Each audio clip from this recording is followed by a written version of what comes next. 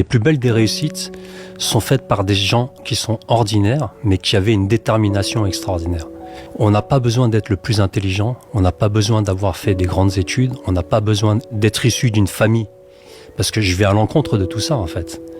Et donc je suis la preuve vivante que la détermination, les rêves, la vision permettent d'aboutir à tout ça. Moi, j'ai jamais connu ma mère.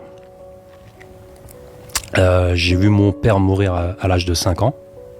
C'est un trauma. Donc ça reste dans ta tête.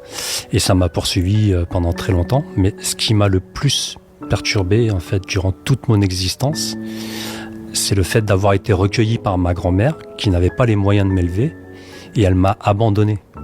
Alors que j'avais 5 ans, j'ai erré, elle m'a abandonné dans les rues, en Corée, et j'ai erré pendant 24-48 heures, tout seul, à l'âge de 5 ans, et en train de galérer pour aller voler des petites pommes, parce que je crevais la dalle.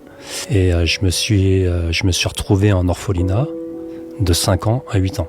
C'est une enfance évidemment qui est un passé lourd, c'est une enfance qui marque, mais ça m'a appris à rêver.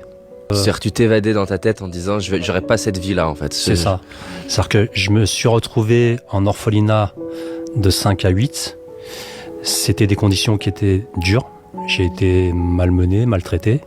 Donc je m'évadais en fait dans ma tête. Et je rêvais pour moi d'une vie meilleure. Et je me suis en fait autoprogrammé dès 5 ans à rêver et à faire en sorte que ces rêves, je puisse m'échapper de tout ça.